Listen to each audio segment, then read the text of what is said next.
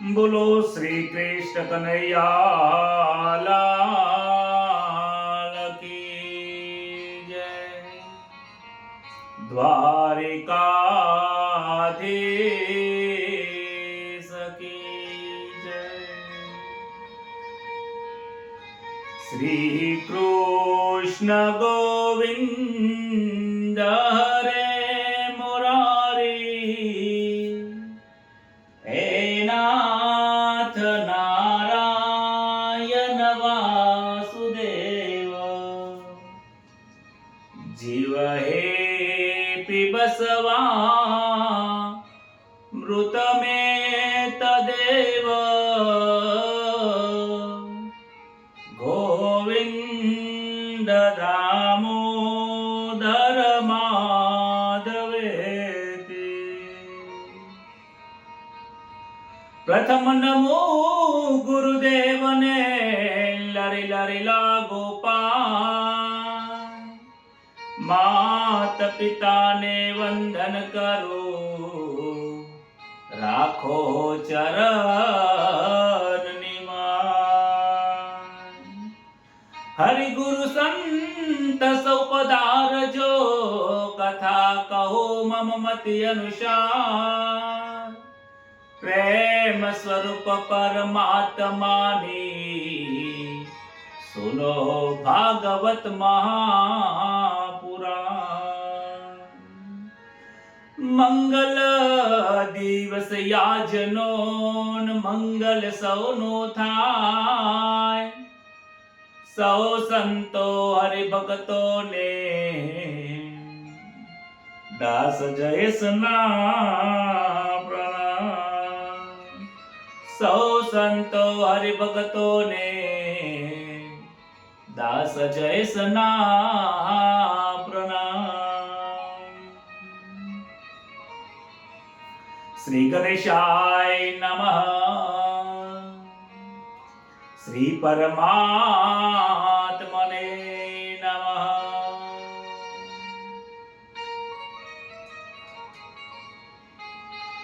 પરમ પવિત્ર જે પાવનકારી છે, જે કલયુગની અંદર જન્મ મુક્ત આપવાવાળી જે કથા છે, જે મરણને સુધારવા વાળી જે કથા છે, જે આ સમસ્ત બ્રહ્માંડની અંદર વ્યાપી રહ્યા છે, એ પરમાત્માના મહિમાની જે કથા છે, જે પામરમાં પામર જીવ હોય, અનેક યુગોથી પાપો કરતો આવતો હોય, એવા પાપીને પાવન કરવા વાળી આ શ્રીમદ ભાગવત મહાપુરાણની કથા છે, જેનું શ્રવણ કરવા માટે આપણે સૌનું મધુર મિલન થયું છે.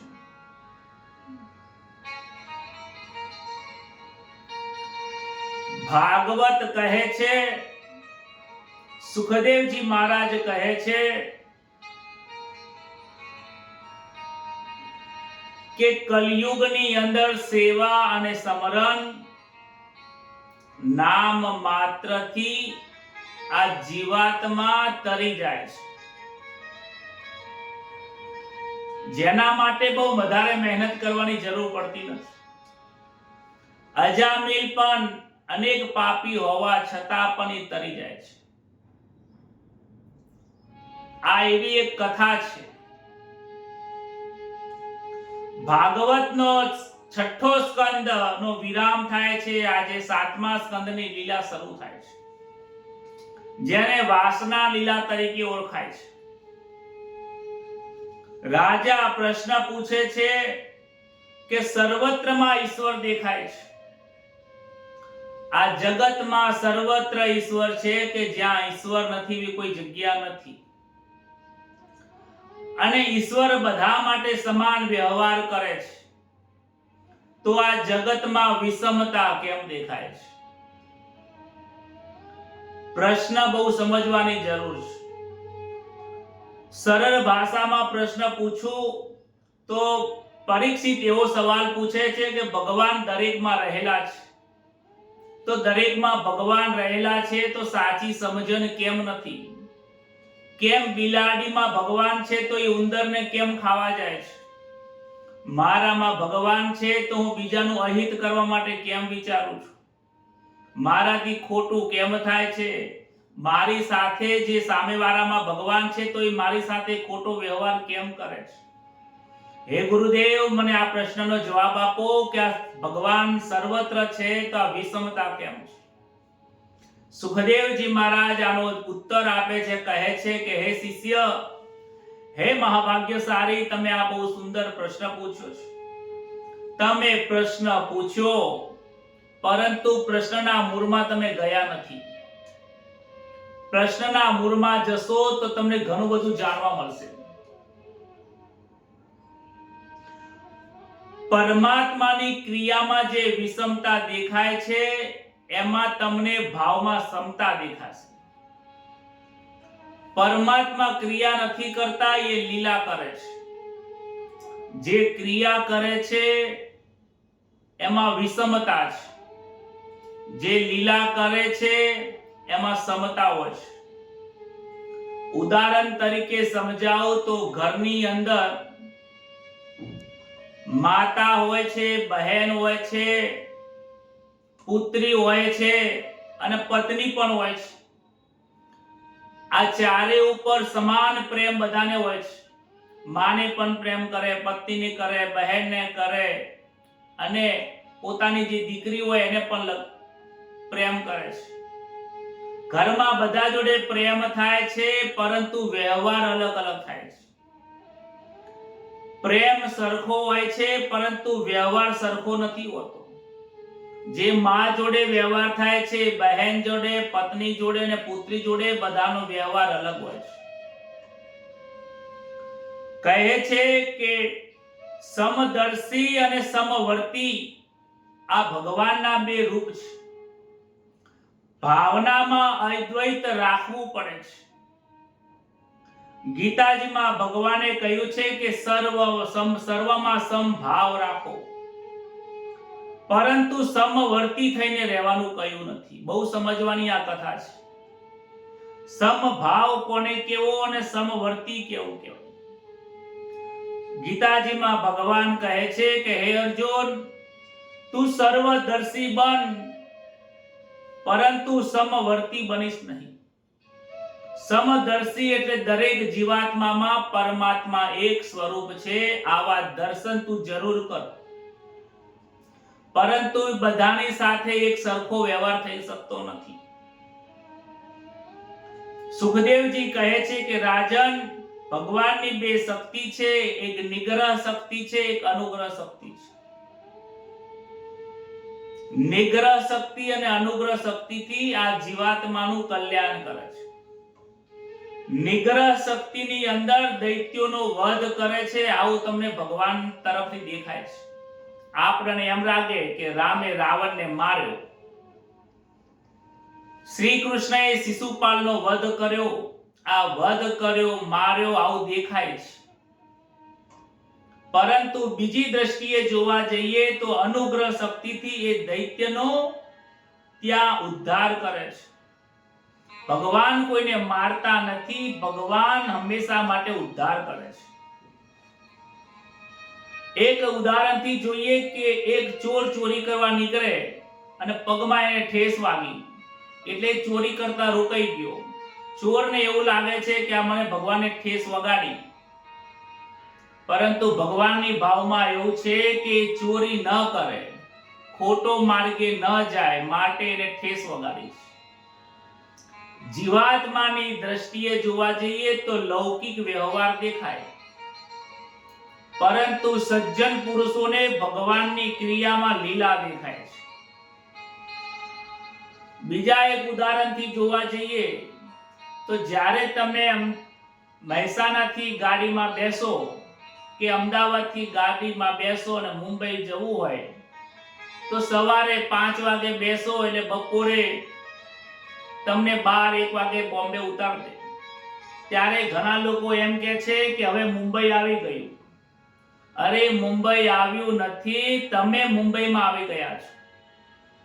તમારી ગાડી મુંબઈ પહોંચી છે. આ મુંબઈ ઉપર અધ્યારોપ લાગે છે કે મુંબઈ આવી ગયું છે. આ સમાજની અંદર આ માયાના આવરણના કારણે લોકોને એવું લાગે છે કે ભગવાનનો વ્યવહાર અલગ અલગ છે. ભગવાન તો બધાની સાથે વ્યવહાર સરખો જ કરે છે. અરે ભગવાન કોઈ વ્યવહાર કરતા જ નથી. અનુગ્રહ અને નિગ્રહ શક્તિથી કાર્ય કરે છે. કહે છે કે ક્રિયામાં જ્યારે અભિમાન હોય ત્યારે ક્રિયાનું બંધન થાય છે, અને જે ક્રિયામાં અહંકાર રહિત હોય, નિષ્કામ હોય, નિષ્ક્રિય રીતે ક્રિયા થતું હોય તો ત્યાં લીલા થાય છે. ભગવાન દૈત્યોને મારે છે, પરંતુ મારવામાં ભગવાનના ભાવ એ પ્રેમનો રહેલો છે. મારવામાં ભગવાનનો ભાવ તારવાનો રહેલો છે. ભગવાનની 3 ગુણો છે, સત્વગુણ, રજોગુણ, તમોગુણ. એ ભગવાને પ્રગટ કર્યા છે. ભગવાનમાં કોઈ ગુણો નથી. આ 3 ગુણો માયામાં રહેલા છે. જે માયામાં છે એને 3 ગુણોની વડે આપણને એવું લાગે છે કે ભગવાન આને આવું કરે છે. સુખદેવજી કહે છે કે હે રાજન, તમે જેવો પ્રશ્ન પૂછો એવો જ તમારા દાદા શ્રી ધર્મરાજા હતા. યુધિષ્ઠિરે નારદજીને આવો પ્રશ્ન પૂછ્યો હતો. રાજસૂય યજ્ઞ કર્યો. રાજસૂય યજ્ઞના સમયે સૌપ્રથમ શ્રી કૃષ્ણ ભગવાનની ત્યાં પૂજા કરવામાં આવી. પૂજા કરતી વખતે સૌપ્રથમ શ્રી કૃષ્ણની પૂજા કરી એટલે શિશુપાલને ગમતું નથી. એટલે શિશુપાલે શ્રી કૃષ્ણની નિંદા કરી છે અને ન બોલવાના શબ્દો બોલ્યા છે. 100 વખત નિંદાઓ કરી છે. ભગવાન કહે છે કે 100 પાઠ તારા પાપ જે છે, નિંદા છે, હું તારી ક્ષમા કરી દઈશ. પરંતુ 100 ની ઉપર તું પાપ કરે છે કે નિંદા કરે છે, એ કર્મનું તારે ફળ ભોગવવું પડશે. શિશુપાલ સમજતો નથી. 100 ઉપર જ્યારે અપશબ્દો બોલે છે, નિંદા કરે છે, ભગવાન સુદર્શન ચક્રથી શિશુપાલનું મસ્તક છેદાઈ જાય છે. જ્યારે શિશુપાલ ત્યાં મસ્તક કપાઈ જાય છે ત્યારે એનામાંથી દિવ્ય પુરુષ પ્રગટ થાય છે. એ જે દિવ્ય આત્મા પ્રગટ થાય છે, એ દિવ્ય આત્મા ચાલતી ચાલતી શ્રી કૃષ્ણના હૃદયમાં સમાઈ જાય છે. એ સમયે યુધિષ્ઠિરજી નારદજીને પ્રશ્ન પૂછે છે કે હે નારદજી, આવું કેમ થયું? આ પાપીમાં પાપી હતો, અત્યાચારી હતો, ભગવાનના વિશે અનેક પ્રકારના એને દુઃખો અને અપશબ્દો બોલ્યા છે, છતાં પણ એનો ઉદ્ધાર કેમ થયો? નારદજી કહે છે કે હે ધર્મરાજા, પારસમણીનો હીરો હોય ને, પારસમણી હોય ને, પારસમણી ભલે નાનો હોય, ટુકડો આટલો હોય કે આટલો હોય, એના ઉપર આટલો મોટો તમે લોખંડનો તમે પ્રહાર કરો, લોખંડનો હથેળો લઈને અને પારસમણી ઉપર મારો ને, તો પારસમણી ભાગો ને ભૂકો થઈ જશે. પરંતુ એ જે પથ્થર છે, એ પથ્થર સોનું થઈ જાય છે. એ પથ્થર સોનું થઈ જાય છે. કહેવાનો તાત્પર્ય એવો છે કે તમે જે દેખાય છે એવું નથી, જે નથી દેખાતું એ છે. પારસમણીનો ગુણધર્મ છે લોખંડને સોનું બનાવી દે છે. પરમાત્માનો ગુણધર્મ છે તારવાનો, અને જીવાત્માનો કર્તવ્ય છે ભગવાનની પ્રાપ્તિ કરવાનો. કહે છે કે વેરથી પણ પરમાત્માને જો યાદ કરવામાં આવે તો પરમાત્મા એનું કલ્યાણ કરી નાખે છે. વેરથી પણ પરમાત્માને યાદ કરવામાં આવે તો એનું કલ્યાણ કરે છે. ભગવાન કહે છે કે ભલે તમે કોઈ પણ ભાવેથી મને ભજો, શત્રુ બનીને ભજો કે મિત્ર બનીને ભજો, માતા બનીને ભજો કે પુત્ર બનીને ભજો, ગમે તેમ કરીને ભજો, પણ તમે મારું નામ લો તો તમે મને પ્રાપ્ત થશો. રાવણની આંખમાં કામ હતો, છતાં પણ ભગવાને એનો ઉદ્ધાર કર્યો, કારણ કે એને ડર હતો કે રામ આવશે ને મને મારી જશે. વારંવાર મનમાં ચિંતન કરતો હતો. લોકોની સામે કહે છે કે હું કોઈનાથી ડરતો નથી, હું લંકાપતિ રાવણ. કંસ કહે છે કે હું મથુરાનો રાજા છું, હું કોઈનાથી ડરતો નથી, પરંતુ એને ભય છે. જે પાપી હોય એને ભય હોય છે, અને સંતોને ભય નથી હોતો, એ અભય હોય છે. કંસ અને રાવણ બંનેને ભય હતો અને મનમાં ચિંતન કરતા હતા. શિશુપાલને પણ ખબર હતી 100 પાપ કરીશ તો ભગવાન પછી મને મારી દેશે. એના ચિંતનમાં એ વારંવાર પાપ કર્યા કરતો હતો. એટલે કહે છે કે શિશુપાલ સાધારણ નતો, વિષ્ણુ ભગવાનનો એ પાર્ષદ હતો. કોઈ શ્રાપના કારણે એને આજે આ શિશુપાલનો જન્મ લેવો પડ્યો, જેની કથા આપણે આગળ જોઈ ગયા છીએ કે જય વિજયને શ્રાપ મળ્યો એટલે રાવણ અને કુંભકર્ણ બન્યા, શિશુપાલ અને દંતવક્ર બને છે, અને હિરણ્ય અને હિરણ્યકશ્યપુ આ એમના 3 જન્મ થાય છે. હિરણ્યાક્ષનો વધ વરાહ ભગવાને કર્યો છે, અને હવે હિરણ્યકશ્યપુની કથા આવે છે.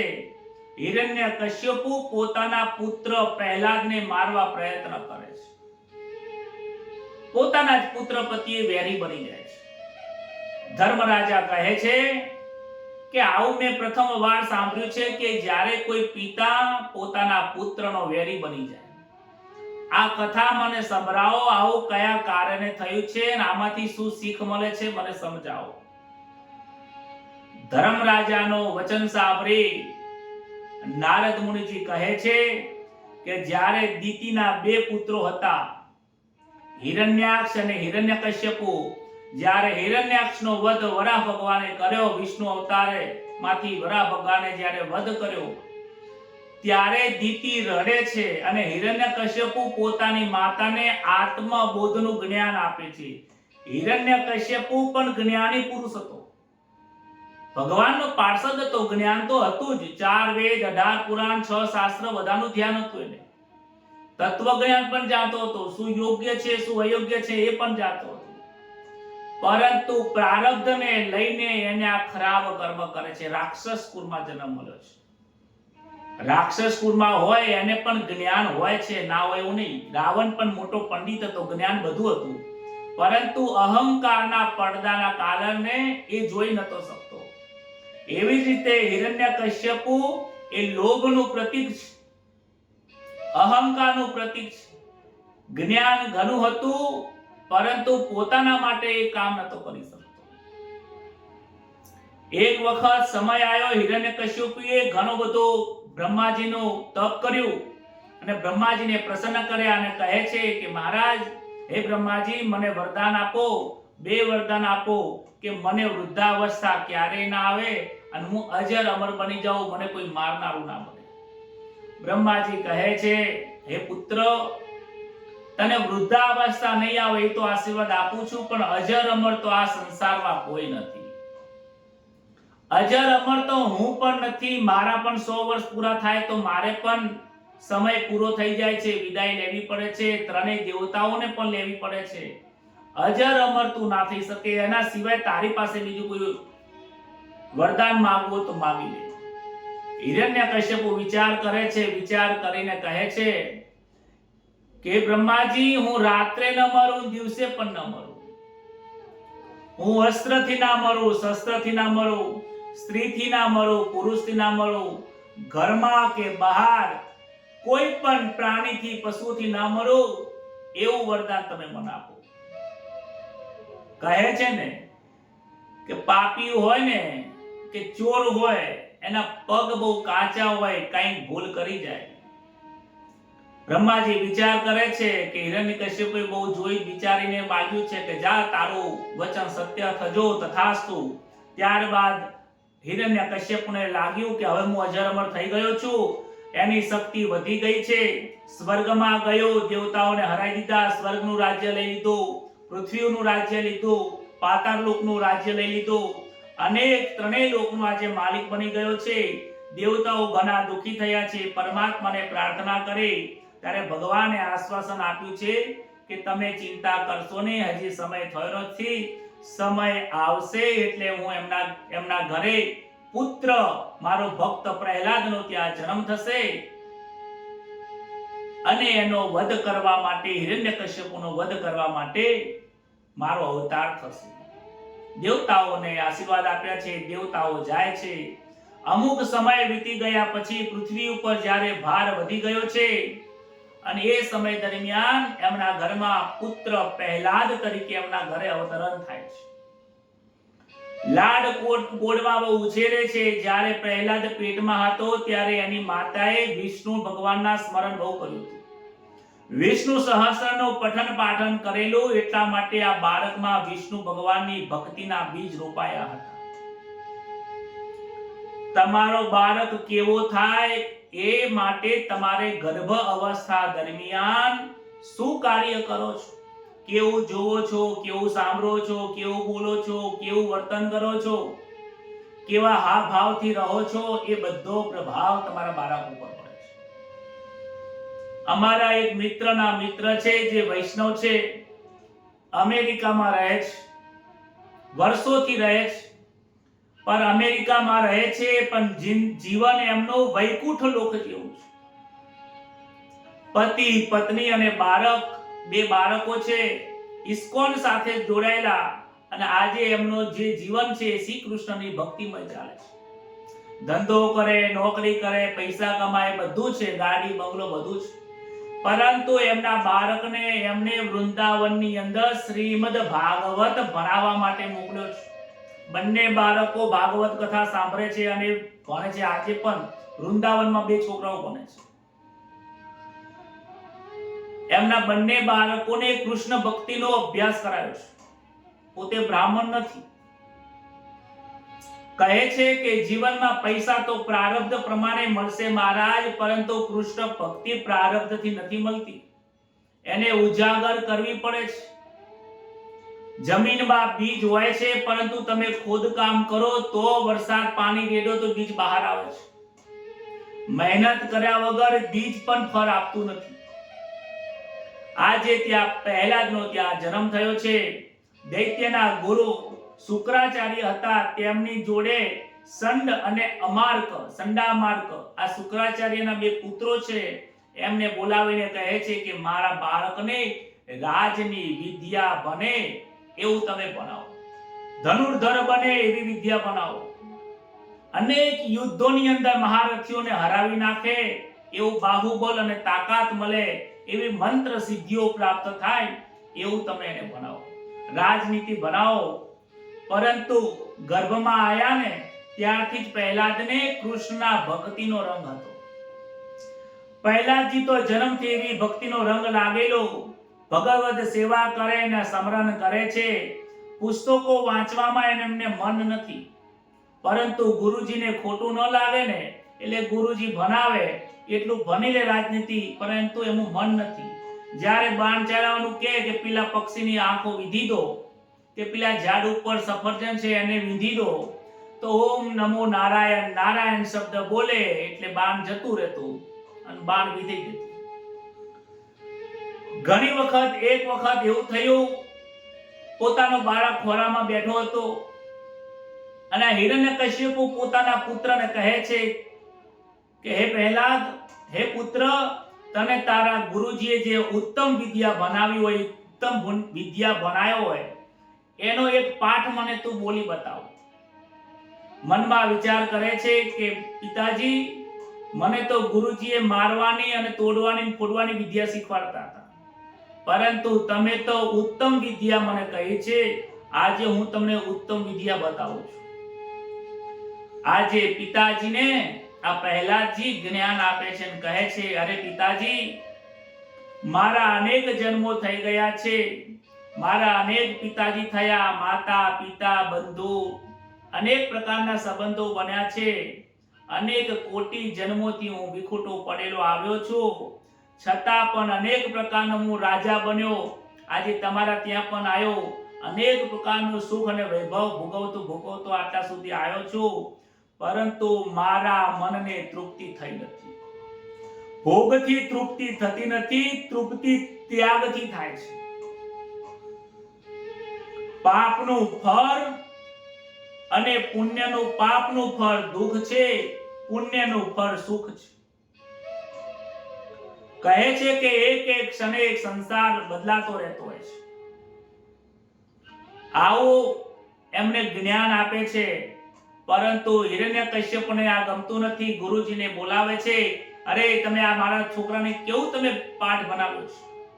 ગુરુજી ગભરાઈ જાય છે, એમના બંને બાળકો ગભરાઈ જાય છે, સંત બાળક ગભરાઈ જાય છે કે ગુરુ મેં આવા પાઠ બનાવ્યા નથી, લાવો ફરીથી હું એને શીખવાડું છું.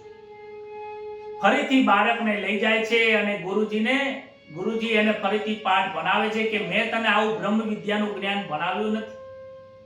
તું તારા પિતાજી જોડે બ્રહ્મ વિદ્યાનું જ્ઞાન ક્યાંથી શીખી લાયો?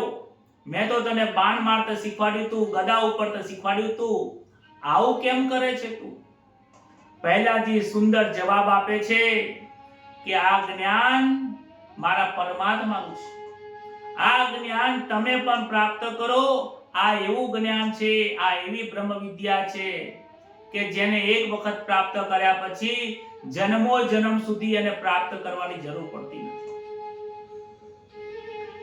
ત્યારે ફરીથી એ પ્રહલાદને પ્રશ્ન પૂછે છે અને હિરણ્યકશિપુ ફરીથી એના ઉપર કોપાયમાન થાય છે. જેટલી વખત પાઠ બનવાના પ્રશ્નો પૂછે એટલી વખત આ હિરણ્યકશ્યપુને જ્ઞાનનો અને બોધનો જ આપે છે. ત્યારે હિરણ્યકશ્યપુ પોતાના પુત્રને ધક્કો મારે છે.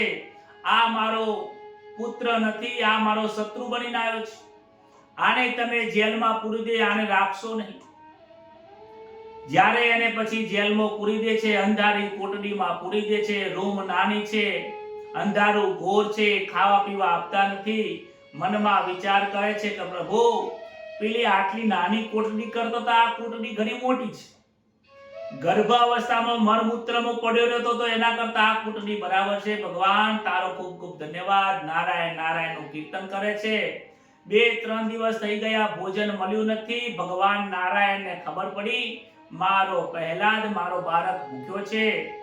માતાજી ભગવાનને પ્રસાદ લઈને આવે છે. ભગવાન આરોગતા નથી. કેમ, શું થયું? આજે પ્રસાદ નથી લેતા? ભગવાન કહે છે મારો પુત્ર ભૂખ્યો છે, હું કેવી રીતે ભોજન લઉં? દેવીને કહે છે કે તમે જાઓ, પહેલા મારા પ્રહલાદને જમાડીને આવો, પછી હું ભોજન કરીશ. આજે સાક્ષાત લક્ષ્મીજી આ કાલ કોટડીની અંદર આવે છે અને ત્યાં પ્રકાશ થાય છે અને સોનાની થાળીમાં સોનાનું આસન, સોનાના બાજુ ઉપર સોનાના ગ્લાસ, સોનાની ચમચીથી આજે મહાલક્ષ્મી જમાડે છે. અને પ્રહલાદજી માતા માતા કહેતા કહેતા વાત્સલ્ય ભાવમાં શ્રી લક્ષ્મીજીના ખોરામાં બેસીને જમે છે. 6 મહિના સુધી જમાડ્યું છે. હવે અંદર ભોજન કરે છે ત્યારે બહાર અવાજ આવે છે. વિચાર કરવા જેવું છે. જે નારાયણની પાછળ પડે છે એને લક્ષ્મીજી મળે છે. જે લક્ષ્મીજીની પાછળ પડે છે એને માયાનો માર પડે છે. બોલના પડેગા રાધે રાધે.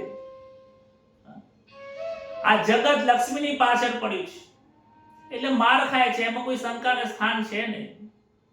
વિષ્ણુની પૂજા કરો, વિષ્ણુનું આરાધન કરો, વિઠ્ઠલનાથનું પૂજન કરો, વિઠ્ઠલનાથની પૂજા કરો, લક્ષ્મી દોડતી આવશે. આ મારું પોતાનું પણ અનુભવ છે. કહેવાનું તાત્પર્ય એ છે ત્યારબાદ એ સૈનિકોને ખબર પડી કે અંદર આ ભોજન કરી રહ્યો છે, કોણ જમાડે છે ખબર નહીં. પ્રહલાદને બહાર કાઢે છે. બોલ બોલ, તને કોણ જમાડે છે? આ 6 મહિના થઈ ગયા, તારું શરીર આટલું હુશ-પુશ છે. આ સોનાની થાળી, વાટકી, ચમચી આ કોણ છે? કોણ લાવ્યું? કોણ જમાડે છે? અરે પિતાજી, તમે જાણતા નથી. તમે અને હું જ્યારે માતાના ગર્ભમાં હતા ત્યારે મારો નાથ વિઠ્ઠલ પરમાત્મા જમાડતો હતો. એ જ પરમાત્મા મને કાલ કોટડીમાં જમાડતા હતા. એમાં ક્યાં વિચારવાની જરૂર છે? અરે તું પિતાજીને બોધ આપે છે, ખબર પડતી નથી. તારો નારાયણને હું મારી નાખવાનો છું. અપશબ્દો બોલે છે. સૈનિકોને કહે છે કે અમારા પુત્રનો તમે વધ કરી દો. બધા સૈનિકો આવે છે, તલવારનો ઘા મારે છે. જેવું મસ્તક ઉપર તલવાર મારવા જાય છે, તલવાર મસ્તકમાંથી નીકળી જાય છે, પણ પહેલાજીને કંઈ થતું નથી. 4-5 વખત તલવાર મારે છે, પહેલાજીને કંઈ થતું નથી. ત્યારબાદ કહે છે કે આને પથ્થર ઉપર, પહાડ ઉપરથી નીચે ફેંકો તો મરી જશે. પથ્થર ઉપરથી નીચે ફેંકે છે પણ મરતો નથી. અરે આનું શું કરું? ત્યારબાદ પાછા ફરીથી એ સન્માર્ગ એટલે શુક્રાચાર્યના જે પુત્ર હતા એ આવે છે કે મહારાજ તમે મને આ પુત્રને આપી દો, હવે હું એને વરુણના પાસથી બાંધી દઉં છું. વરુણના પાસથી બાંધી દઈએ પછી મોટા ગુરુજી આવશે શુક્રાચાર્ય, ત્યારે જોઈ જશે, ત્યારે સમજાવશે. પહેલાજીને વરુણના પાસથી બાંધ્યા છે, આશ્રમમાં એક રૂમની અંદર રાખે છે. અને સન્માર્ગ થોડા કામના કારણે એ ગુરુજી આજે બહાર જાય છે. આજે ગુરુજી આશ્રમમાં નથી. ત્યારે શિષ્યોને પહેલાજી પાસે આવે છે કે તું નારાયણ નારાયણ બોલે છે, સાંભળ્યું છે કે લોકો તને તલવાર મારતા હતા છતાંય નતો મળતો, આવી વિદ્યા અમને શીખવાડ ને. પહેલાજી કહે છે કે તમે બોલો હરે કૃષ્ણ બોલો, વિઠ્ઠલ વિઠ્ઠલ બોલો, નારાયણ નારાયણ બોલો. એ ક્યારેય કોઈને મરવા દેતો નથી. અરે કોઈ મારવા આવે તો એને તાળી દે છે. તમે જોયું ને, મને બધા તલવારથી મારતા હતા, મને કંઈ ના થયું. તમે સાંભળ્યું તું, મને પહાડ ઉપરથી ફેંક્યો, નારાયણે મને પકડી લીધો. બોલો. અરે હું એક રૂમની અંદર 6 મહિના રાખ્યો તો ભગવાને મને જમવા માટે બેસાડ્યો, અને સોનાની થાળીમાં. તમે તો માટીના વાસણમાં ખાઓ છો, હું તો સોનાની થાળીમાં. શું વાત કરે છે પહેલા કે હા, તો કે અમને પણ આવી વિદ્યા શીખવાડ ને. કે આવી વિદ્યા શીખવા માટે તમારે દરરોજ કીર્તન કરવું પડશે. એમાં કોઈ મંત્ર ભણવાની જરૂર નથી, કોઈ બાણ પકડવાની જરૂર નથી. આ ગદા અને બાણ મૂકો અને કીર્તન કરો. હરે રામ રામ રામ હરે હરે, હરે કૃષ્ણ કૃષ્ણ કૃષ્ણ હરે હરે. કીર્તન કરતા શીખવાડે છે. બધા બાળકો કીર્તન કરે છે. એટલામાં તો ગુરુજી બહારથી આવ્યા. અરે રે, આ આશ્રમમાં શું થઈ રહ્યું છે? હરે કૃષ્ણ બોલી રહ્યા છે, નારાયણ નારાયણનો જપ જમે છે. ને રાજાને ખબર પડશે તો તલવારથી મને મારી નાખશે. એમ કરીને જેવો પ્રહલાદનો હાથ પકડવા જાય છે, એટલામાં તો જે આશ્ચર્ય થયું છે કે આજે સન્માર્ગને પણ કીર્તનનો રંગ લાગી ગયો છે. સન્માર્ગ પણ, એ ગુરુજી પણ હરે કૃષ્ણ કરવા લાગ્યા છે. 2 દિવસ 3 દિવસ સુધી કીર્તન ચાલ્યું, અને રાજાને ખબર પડે છે કે હું મારા સૈનિકોને મોકલીને બતાવું કે ગુરુજી કેવું ભણાવે છે. એક સૈનિક જાય છે, એ પણ જાય છે અને જોવે છે કે અરે અહીંયા તો હરિનું કીર્તન ચાલે છે. હાથ પકડીને, જેવા બાળકનો હાથ પકડીને નીચે બેસાડવા જાય છે, જેવું સ્પર્શ થયો એને પણ ભક્તિનો રંગ લાગી ગયો. બીજા સૈનિકને મોકલે છે, પણ પેલો ગયો છે, હજી આવ્યો નથી. જા ભાઈ તું એ જોઈને આય. 2 3 4 5 અનેક જણને મોકલે છે, પરંતુ જે સૈનિકો જાય છે એ પાછા આવતા નથી. આજે હિરણ્યકશ્યપુને થાય છે કે હું પોતે ત્યાં જોઉં. હિરણ્યકશ્યપુ આવે છે, ત્યાં તો જોવે છે કે ત્યાં તો બધાય કીર્તન કરે છે. સૈનિકો કીર્તન કરે છે, બાળકો કીર્તન કરે છે, એના રાજ્યના જે છોકરાઓ હતા એ પણ કીર્તન કરે છે, પહેલા જ કીર્તન કરે છે. અરે આની સાથે સાથે સંડ અને સન્માર્ગ જે ગુરુજીના પુત્રો છે એ પણ કીર્તન કરે છે. ત્યાં તો હિરણ્યકશ્યપુ આવીને ગુરુજીને પકડે છે, બાળકોને પકડીને જેવો બેસાડે છે, કીર્તન અટકી જાય છે.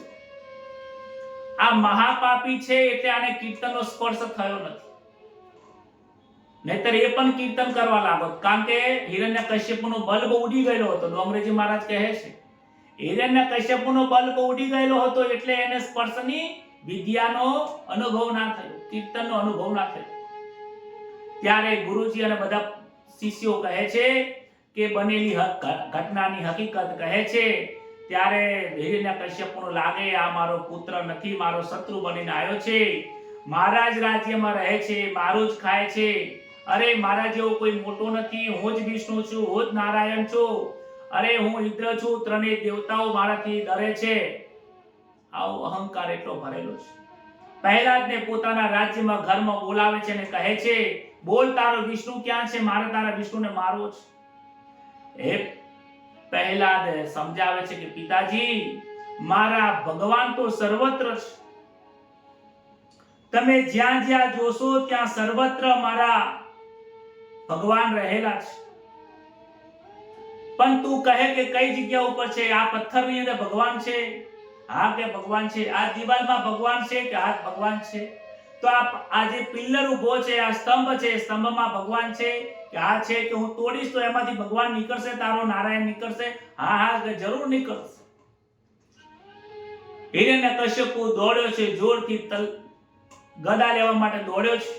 બાળક છે ને એટલે મનમાં વિચાર આવ્યો, કહેતા તો કહી દીધું છે, પરંતુ આમાંથી ભગવાન નહીં નીકળે તો? એટલે જઈને એ સ્તંભને જઈને જોવે છે અને કાન લગાવે છે તો ગુરુર ગુરુર ગુરુર ગુરુર કરીને અંદર અવાજ આવે છે. બહુ આનંદ થયો છે કે મારા ભગવાનને, મારો વિઠ્ઠલ અંદર છે, મારો નારાયણ છે. ભગવાન કહે છે, ચિંતા કરીશ નહીં, હું હમણાં જ બહાર આવું છું. હિરણ્યકશ્યપુ આવે છે, જોરથી એક બે ગદા મારતા મારતા સ્તંભ તૂટી જાય છે. મોટો કડાકો થયો છે, વીજળી થઈ છે અને ત્યાં તો વરાહ નરસિંહ ભગવાન ત્યાં પ્રગટ થયા છે. બોલો શ્રી નરસિંહ ભગવાન કી જય. મોટા મોટા દાંત છે, એકદમ ક્રોધ વાળું એમનું શરીર છે અને હું કરતા કરતા અવાજ બહાર આવે છે. હિરણ્યકશ્યપુ ડરે છે, ભય લાગે છે. જ્યારે મૃત્યુ સામે આવે તો ભય લાગે. હિરણ્યકશ્યપુ ભાગવા જાય છે, દોડવા જાય છે. પાછળથી એક જ પંજાની અંદર હિરણ્યકશ્યપુને પકડે છે. માથાના વાળ પકડીને ઘરની બહાર ખેંચતા ખેંચતા લઈ જાય છે અને ઉમરા ઉપર લઈ જાય છે. પગ મૂકે છે, પગની ઉપર હિરણ્યકશ્યપુને ઊંઘાડે છે. હે હિરણ્યકશ્યપુ, સાંભળ, અત્યારે રાત નથી, અત્યારે દિવસ નથી, અત્યારે સંધ્યાનો સમય છે. હું નર પણ નથી અને નારી પણ નથી, સ્ત્રી પણ નથી, પુરુષ પણ નથી, હું પશુમાં છું. મારી પાસે અસ્ત્ર પણ નથી, શસ્ત્ર પણ નથી. હે હિરણ્યકશ્યપુ, હું તને મારા નખથી મારવાનો છું. એમ કહીને હિરણ્યકશ્યપુના છાતીમાં ભગવાને એમના નખથી મારીને છાતી ફાડી નાખી છે. નરસિંહ ભગવાને ત્યાં જય જયકાર થયો છે. આકાશમાંથી પુષ્પની વૃષ્ટિ થઈ છે. હિરણ્યકશ્યપની છાતી ચીરી નાખી છે. આ હિરણ્યકશ્યપુનો ત્યાં મોક્ષ કરે છે. કહે છે કે આપણું શરીર એ ઘર છે, જીભ એ ઉમરો છે. આ જીભની બહાર પગ મુક્તિ પહેલા બહુ વિચાર કરજો. કોઈ પણ વચન બહાર કાઢો ને તો એનું ધ્યાન રાખજો. હિરણ્યકશ્યપનો સંવાદ થયો. નરસિંહ સ્વામીનો ક્રોધ શાંત થતો નથી. બ્રહ્માજી અને દરેક દેવતાઓ વંદન કરે છે. ત્યારે એ નરસિંહ ભગવાન પહેલાજીને લઈને પોતાના ગોદમાં બેસાડે છે. એના અને પહેલાજીના ગાલ ચાટે છે. શરીરે અલગ અલગ પ્રકારે ગાલ, કાન, નાક, મુખ બધું અને ચાટે છે. સંતોનું સ્વરૂપ શાંત છે. સંતોના સંગમાં શાંતિ મળે છે. સંત મળે તો મહાસુખ થાય. સંતોથી શાંતિને પમાય છે. એટલે પોતાનો જે આવેશ છે, ગુસ્સો છે, જે શરીરમાં ગરમી છે, એ નરસિંહ ભગવાન આ પ્રહલાદના જીભથી ચાટીને પોતાનો ગુસ્સો શાંત કરે છે અને પોતાના એ બાળકને હૃદયથી સ્થાપિત કરે છે. પ્રહલાદ બે હાથ જોડીને વિનંતી કરે છે, ઈશ્વર, તમે તો બધું જાણો છો, સર્વવ્યાપક છો. જેમ દૂધમાં માખણ રહેલું છે એમ સર્વત્ર હે પ્રભુ તમે રહેલા છો. એમ કરીને બે હાથ જોડીને વંદન કરીને વિનંતી કરે છે. સુખદેવજી મહારાજ કહે છે કે ઈશ્વર આ જગતમાં વ્યાપી રહેલો છે. એવી રીતે આવું સમજીને જે વ્યવહાર કરે છે એને જ પરમાત્માની પ્રાપ્તિ થાય છે. એમ માનીને વ્યવહાર થયો હોય તો વ્યવહાર ભક્તિ બને છે. જે હું કરું છું તે માલિક માટે કરું છું. ભગવાન મને જે કરાવે છે એ માલિકના શક્તિથી કરાવે છે. જે કરું છું તે પ્રભુ ચરણે ધરું છું. હે ભગવાન, હું જે કરું છું, જે થાય છે તારા વડે જ થાય છે, તમારા થકી જ થાય છે. હું ધંધો કરવા જાઉં છું એ પણ તમારી શક્તિ છે, તમારા સિવાય હું કાંઈ જ નથી. પરમાત્મા ધંધો કરવાની ના પાડતા નથી, પણ ધંધામાં પાપ કરવાની ના પાડે છે. વ્યવહાર કરો પણ વ્યવહારમાં ધર્મ રાખો. ધર્મની અંદર વ્યવહાર ના કરશો. ધર્મ જે છે, આ ભાગવતની કથા સાંભળવી આપણો ધર્મ છે. ભગવાનના વ્રત કરવું, પૂજન કરવું એ આપણો ધર્મ છે. આ પૂજા ધર્મ કરવો એમાં વ્યવહાર ન હોવો જોઈએ, પરંતુ વ્યવહારમાં જ્યારે ધર્મ આવી જાય ત્યારે બહુ સુંદર શોભે છે. જાજલી ઋષિ અને તુલાધાર વૈશ્યનું એક દૃષ્ટાંત આવે છે. જાજલી ઋષિ મહાન ભગવદ ભક્ત હતા. તેમને જ્ઞાનનું અભિમાન થયું. સર્વથી હું શ્રેષ્ઠ છું એવું એક વખત એમને લાગે છે. ત્યારે એમને આકાશવાણી થઈ અને કહ્યું કે તમે જે અભિમાન કરો છો એ ખોટું છે. તમે અભિમાન ના કરશો. જનકપુરની અંદર તુલાધાર નામનો વૈશ્ય રહે છે, મહાજ્ઞાની છે. તેમની પાસે જાઓ. અને જાજવલી ઋષિ આ તુલાધાર ઋષિ જોડે જાય છે અને એ સામેથી ઋષિ એમના ગુરુ મહારાજ કહી દે છે કે તમે આકાશવાણી સાંભળીને આયા છો ને? જાજવલી ઋષિ કહે છે કે મહારાજ તમને કેવી રીતે ખબર? કહે છે કે મારા વ્યવહારમાં ધર્મ રહેલો છે. હું આ તોલથી જે તોલું છું એ બહુ નિયમથી તોલું છું, પ્રામાણિકતાથી તોલું છું, ધર્મને ધારણ કરીને તોલું છું. મારા જીવનમાં વ્યવહારમાં ભક્તિ રહેલી છે. અને ત્યાં જાજવલી ઋષિને ત્યાં ઉપદેશ આવે છે અને વંદન કરે છે. ઋષિ ભગવાન બહાર આવ્યા નથી, પણ સ્તંભમાંથી પ્રગટ થયા છે. બહુ સમજવા જેવું છે. માતાના પેટે કુખે તો ભગવાન જન્મ લે છે, ત્યાં બાજુમાં પ્રગટ થાય છે. પણ નરસિંહ ભગવાનનો જન્મ નથી થયા. એ પથ્થરમાંથી, કોઈ મનુષ્ય નહીં, કોઈ જીવાત્મા નહીં, પથ્થરમાંથી પ્રગટ થયા છે. એમને પ્રહલાદજીનું વચન રાખ્યું છે અને સમજાવે છે કે એક કણની અંદર હું રહેલો છું. પ્રહલાદજીની દ્રઢ નિષ્ઠા, ભક્તિ સર્વમાં ભગવાનને ભારે છે. અનેકમાં એક વસ્તુના દર્શન થાય, અનેકમાં એક વસ્તુના દર્શન થાય એ ભક્તિ છે, અને એકમાં અનેકના દર્શન થાય એ જ્ઞાન છે. જગતમાં અનેક સંતો છે. આપનું કલ્યાણ કરવાની જવાબદારી ઘણા ગુરુ મહારાજ ઉપર રાખે છે. સુખદેવજી મહારાજ કહે છે કે જ્યાં સુધી સદગુરુ મહારાજ નહીં હોય ત્યાં સુધી તમને આવી રીતે ભગવાનની પ્રાપ્તિ નહીં થાય. આપણે કોઈ ગુરુને બનાવીએ તો આપણું કલ્યાણ કરવાની જવાબદારી ગુરુની માથે આવી જાય છે. જ્યારે તમે કોઈ ગુરુ મહારાજ કે સદગુરુ સરનું સ્વીકારો ને, તો તમારું કલ્યાણ કરવાની જવાબદારી એ ગુરુ મહારાજની છે. ભગવાનના દર્શન કરાવવાની જવાબદારી ગુરુ મહારાજની આવી જાય છે. શાસ્ત્રમાં તો એટલું લખ્યું છે કે જો શિષ્ય ખોટા રસ્તા ઉપર જાય અને ગુરુ મહારાજ જો એને ન સમજાવે તો ગુરુને પણ 2 દંડા વધારે મળે છે. શિષ્યનું પાપ ગુરુને પણ ભોગવવું પડે છે. એટલે ડોંગરેજી મહારાજ કહે છે કે કોઈના ગુરુ બનવા માટે પ્રયત્ન ન કરતા, પરંતુ કોઈને ગુરુ કર્યા વગર રહેતા પણ નહીં. તમે ગુરુ ચોક્કસ બનાવજો. ઘણા લોકો કોઈ સંત મહાપુરુષના ફોટાને પોતાના ગુરુ માની લે છે. એક એક્ઝામ્પલ આપું કે તમે નરસિંહ મહેતાને ગુરુ માની લીધા, કે તુકારામને કે આપણે ગુરુ માની લીધા, કે જે આજે સદેહ હાજર નથી, સગુરમાં નથી, ખોટાને ગુરુ માની લીધા કે આ મારા ગુરુજી છે.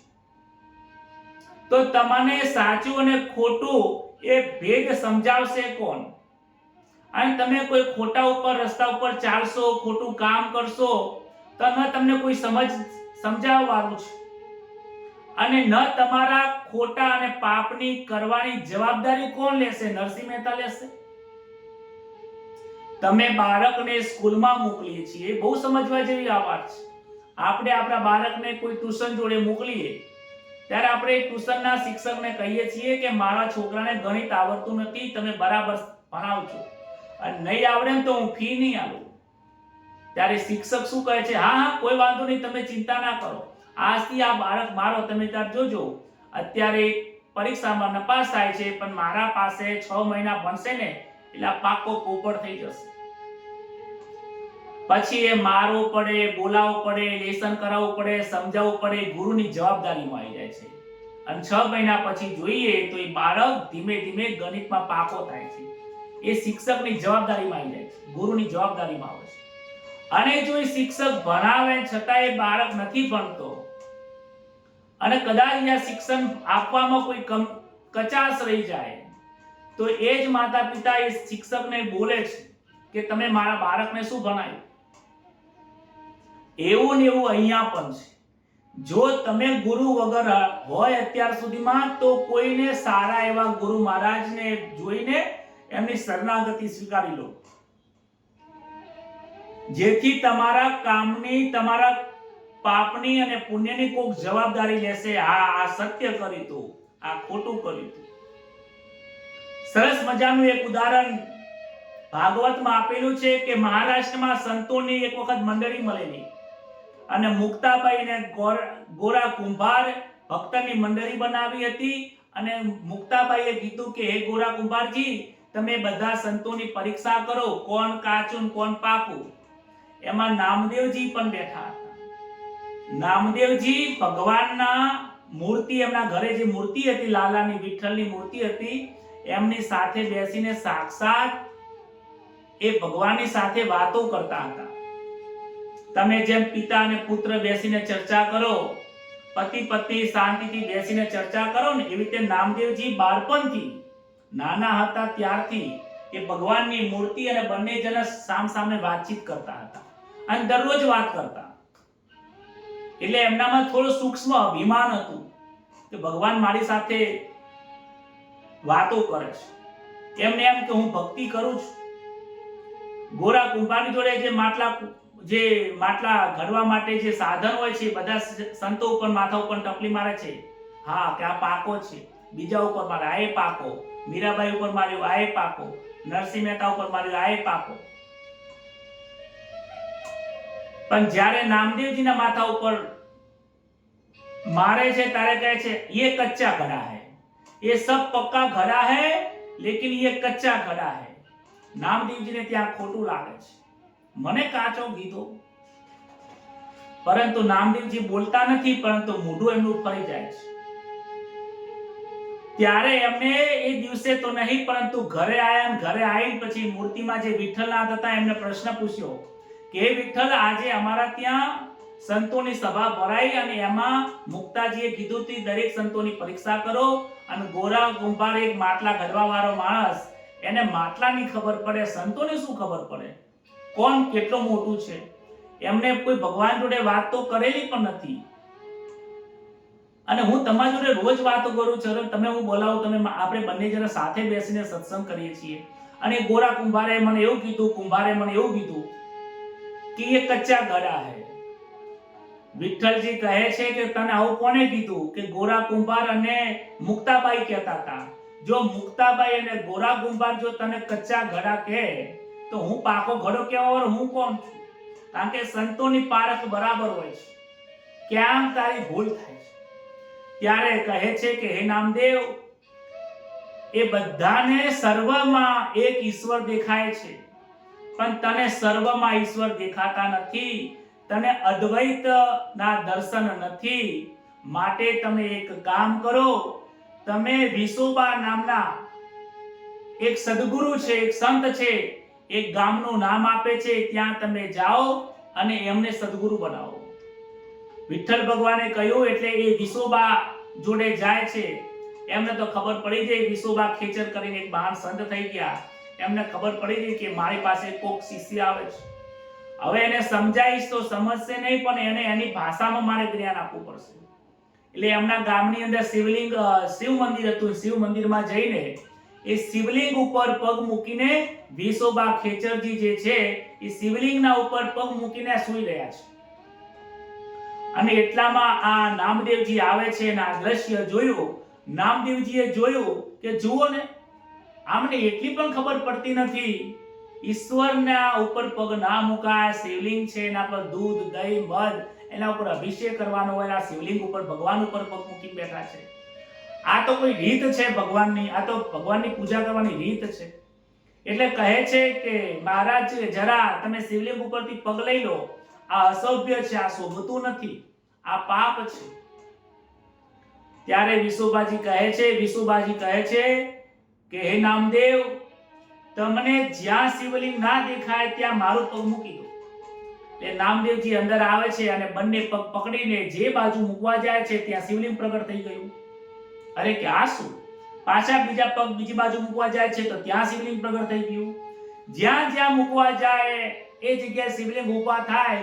પરિસ્થિતિ એવી થઈ ગઈ કે આખા શિવાલયની અંદર શિવલિંગ થઈ ગયા, પગ નીચે નથી મૂકી શકાતું. ત્યારે નામદેવજીને સમજાય છે કે ભગવાન કણ કણમાં રહેલા છે, ભગવાન સર્વત્ર રહેલા છે. વિસોબાજી તેને સમજાવે છે કે હે નામદેવજી, ભગવાન સિર્ફ મૂર્તિમાં નથી. મૂર્તિમાં દર્શન કરવા, મૂર્તિમાં ભગવાન દેખાવા એ સામાન્ય દર્શન છે, પરંતુ આ સમસ્ત સંસારની અંદર જે આંખે દેખાય છે ત્યાં સર્વત્ર ભગવાન છે. મને વિચાર કરો, તમે જ્યાંથી ચાલતા ચાલતા આવ્યા છો ને એ બધાય શિવલિંગ ઉપર પગ મૂકતા આવ્યા છો. શું તમે પાપ નથી કર્યું? આ સંસારમાં એવી કોઈ જગ્યા નથી. જરા વિચાર કરો કે પેલો જે સ્તંભ હતો એમાં નરસિંહ ભગવાન પ્રગટ થઈ ગયા છે. ત્યારે નામદેવજીને સાચું સમજાય છે, અદ્વૈતનું જ્ઞાન થાય છે. સર્વમાં એક છે ને એકમાં સર્વત્ર છે. અને ત્યારબાદ નામદેવજીને દરેકની અંદર પરમાત્મા દેખાવા લાગ્યા છે. ઈશ્વર દ્રષ્ટા છે, તે દ્રશ્ય નથી. ઈશ્વરમાં દ્રશ્યનો આરોપ માયાથી થાય છે. આ માયાના કારણે, અંધકારના પડદાના કારણે ભગવાન નથી દેખાતા, પરંતુ સંસારની માયાની વસ્તુઓ દેખાય છે. પહેલા જ સ્તુતિનો પ્રસંગ આવે છે. બે હાથ જોડીને ભગવાનની પ્રાર્થના કરે છે. પહેલાજીની સ્તુતિ બહુ મોટા મોટા ઋષિઓ પણ નથી કરી શકતા. હે નાથ, તમે મારા ઉપર કૃપા કરી છે. હું રાક્ષસ કુળમાં જન્મ્યો છતાં પણ તમે મને દર્શન કરવા આવ્યા. ભગવાન, આપણી કૃપા બહુ છે. મારે પૈસા કમાવાની જરૂર નથી, મને લાખો રૂપિયાની નહીં, પણ મારે તમારા ભક્તિની જરૂર છે. પરમાત્માને મેળવવા માટે ઉચ્ચ કુળની જરૂર નથી. બ્રાહ્મણ કુળમાં જન્મ થાય તો જ પરમાત્મા મળે એવું નથી. કોઈ પણ કુળમાં જન્મ થાય પરમાત્માનું ભજન કરી શકે છે. પરમાત્માને શુદ્ધ ચિત્તથી પ્રેમ કરવાની જરૂર છે. ભગવાનને વસ્તુ માટે જરૂરી નથી.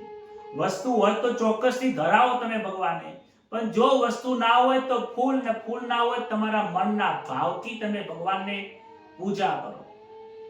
ઉત્તમ આસને બેસીને ભગવાનનું ઉત્તમ ધ્યાન કરવું એ અતિ ઉત્તમ છે. ઉત્તમ આસન કયું છે?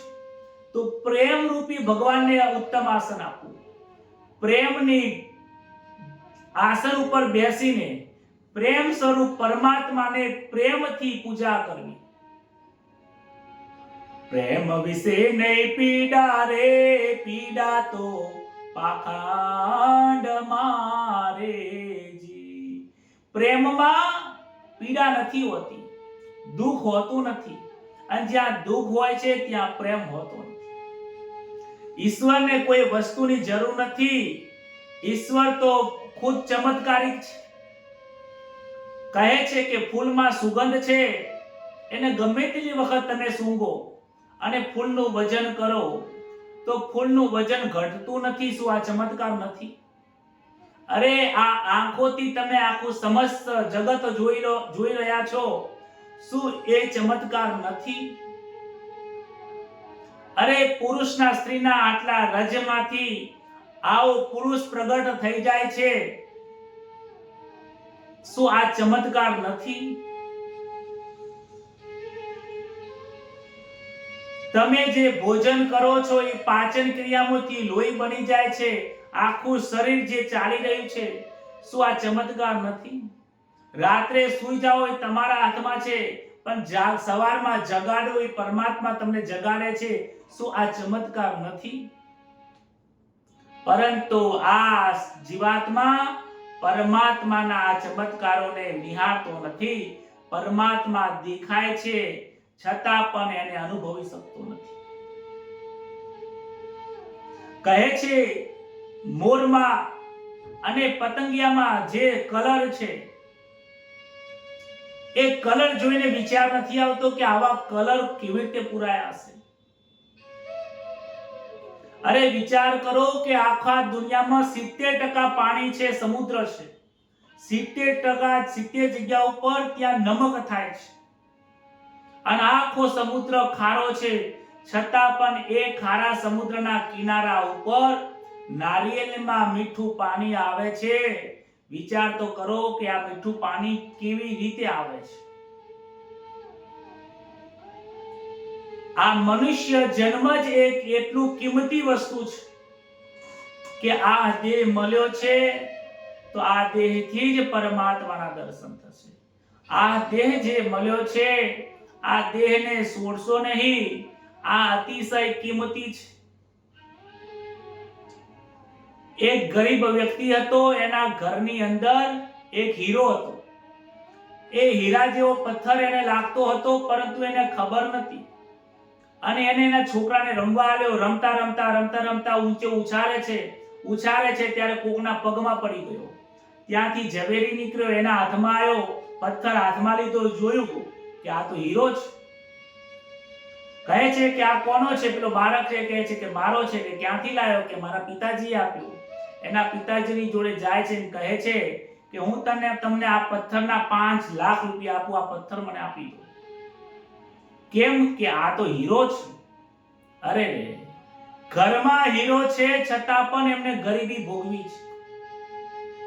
આપણે જાણીએ છીએ કે આ મનુષ્યના આ જ શરીરથી જ પરમાત્માની પ્રાપ્તિ થાય છે, છતાં પણ નરકની ખાણ જાય છે એ દિશામાં દોડે છે. આ જીવાત્મા જાણે છે કે હું કથામાં બેઠો છું, આ કથા મને પ્રાપ્ત થઈ છે, આ પરમાત્માના દર્શન માટે મળી છે.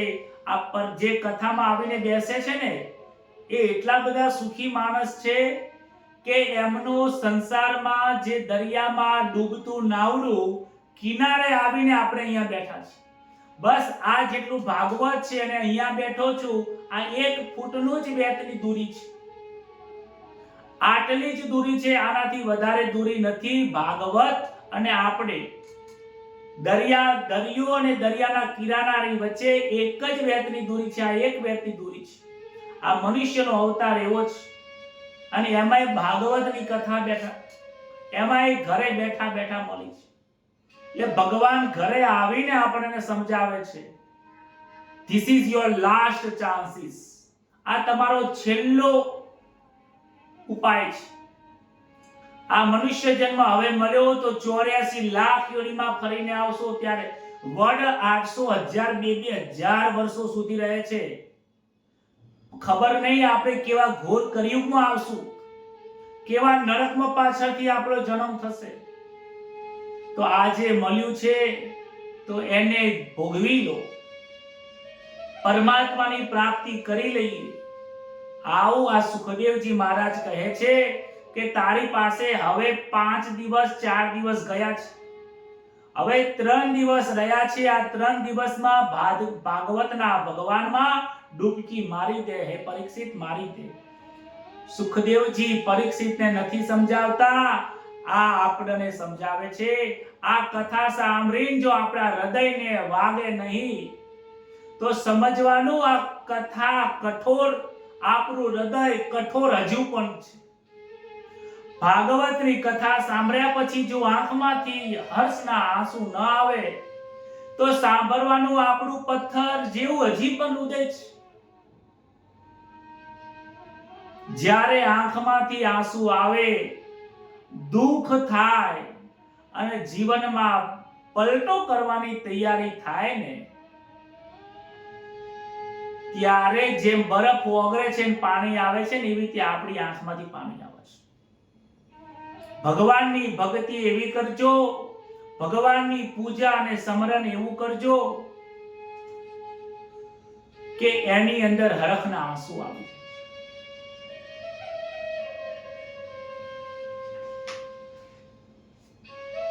સત્યભામાને એક વખત અભિમાન થયું કે હું શ્રી કૃષ્ણની સૌથી માનીતી છું.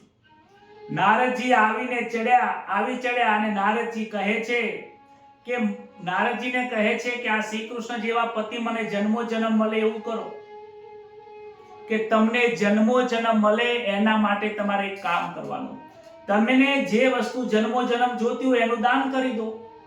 તો સત્યભામા હાથમાં પાણી લઈને કહે છે કે લો હું તમને આજે કૃષ્ણ અર્પણ વસ્તુ કૃષ્ણ તમને અર્પણ કરું છું, જેથી આ કૃષ્ણ મને આવતા જન્મની અંદર પણ કૃષ્ણ મને પ્રાપ્ત થઈ જાય. ત્યારે નારદ મુનિ કૃષ્ણ ભગવાનને હાથમાં લઈને નીકળી જાય છે. સત્યભામા કહે છે કે ઉભા રહો, અમારા કૃષ્ણને લઈને કેમ ચાલ્યા? તો કે તમે દાન કરી દીધું ને? કે ના કે દાન કર્યું, પણ આ તો કે હવે તમે લઈને જતા રહો ના ચાલે. તો તમારે જોતા હોય તો કે એમના કૃષ્ણનું વજન જેટલું છે એમના ભારોભાર સોનું આપવું પડશે. હા કે એટલું સોનું આપી દો. ભગવાન તોલાવા માટે બેઠા છે, ત્રાજુ મંગાવે, એક બાજુ ભગવાન બેઠા, એક બાજુ સોનું મૂકે છે. સત્યભામા બધું જ સોનું મૂકી દે છે, ભગવાન તોલાતા નથી. અને દ્વારકામાં જેટલી પણ સોનું હતું બધું સોનું લઈને ઢગલો કરે છે. ભગવાનનું પલ્લું ભારે રહે છે. સત્યભામા વિચાર કરવા લાગ્યા કે અરે હવે શું થશે? ત્યારે રૂકમણીના શરણમાં જાય છે. રૂકમણી આવે છે, સત્યભામાને સમજાવે છે કે બહેન, ભગવાન પતિ વસ્તુથી નથી તોલાતા. સોનું બધું ઉતારી દે છે અને ભગવાન નારાયણની પાસેથી જે તુલસી હતી, તુલસીને આંખે લગાવી સ્પર્શ કરીને વંદન કરીને અને ત્યાં મૂકે છે. હે ભગવાન, નમો નારાયણ, હે કૃષ્ણ. તરત જ પલ્લુ કૃષ્ણ ઊંચું થઈ જાય છે, ભારોભાર થઈ જાય છે. નારદ મુનિ ગયા. સમજાય છે કે ભગવાન વસ્તુના પ્રેમી નથી. ભગવાનને પૈસાની જરૂર નથી. તમે ગમે તેટલું દાન પુણ્ય લખાવો ને સારું છે, મંદિરના સુધારા માટે વધારે સારું છે, પરંતુ એનાથી પરમાત્માની પ્રાપ્તિ નથી થઈ જતી. તકતીઓ મારી દેવાથી પરમાત્માની પ્રાપ્તિ નથી થતી, પુણ્ય કર્મ થાય છે. ભગવાન સમજાવે છે કે ભગવાનને પ્રાપ્ત કરવા માટે ભાવની જરૂર છે. આજના સમયમાં લોકો પૈસા ખર્ચવા તૈયાર થાય છે, પણ ભગવાનને ભાવ આપી શકતા નથી. આજના સમયમાં લોકો બજારમાંથી 2-2 કિલો પેડા મુઘા ભાવના 800 રૂપિયા કિલો 56 ભોગ અને અન્નકૂટ ધરાવી શકે એટલા સક્ષમ છે, પણ ભગવાન માટે આટલો સમય લઈને ભગવાનનો પ્રસાદ બનાવવાનો સમય નથી. અને પાછો ભગવાનને છેતરે છે કે ભગવાન હું તારો છું હો. આ ભગવાન તારા નથી, ભગવાન તારોય નથી, તું ભગવાનનો નથી. આ ખોટું બોલે છે. જેમ એક નાનો બાળક નાનું હોય ત્યારે એમ કે રમકડાને કે આ રમકડું મારું છે. મોટો થાય એટલે માને કે માં તમે મારા છો. એનાથી મોટો થાય એટલે મિત્રને કહે કે તમે મારા છો. એનાથી મોટો થાય એટલે પત્નીને કે પત્ની મારી છે. એનાથી મોટો થાય એટલે પૈસાને કે પૈસા મારા, ધંધો મારો.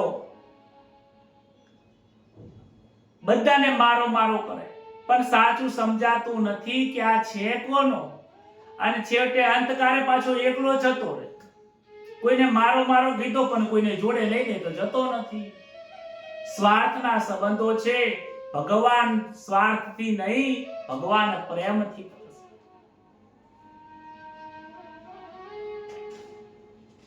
ભગવાનને લોકો ભોજન કરાવવામાં પ્રેમ નથી આપતા, બજારમાંથી ખરીદી લાવે છે. ભગવાનને બહુ પ્રેમથી ભોજન કરાવો. ભાગવતમાં સેવા અને પૂજાનો બહુ મોટો મહાન ધર્મ બતાવ્યો છે. ભગવાનની પૂજા કરો તો પૂજામાં બહુ ધ્યાન રાખીને કરો. જ્યારે યશોદા મૈયા કનૈયાને જમાડે છે ને તો બહુ પ્રેમથી જમાડે છે, બહુ ભાવથી જમાડે છે. ભગવાન જલ્દીથી જમતા નથી, ભગવાનને ભૂખ લાગતી નથી, પરંતુ બહુ ભાવ આપો, બહુ પ્રેમ આલો ને ત્યારે ભગવાનને ખૂબ ભૂખ લાગે છે.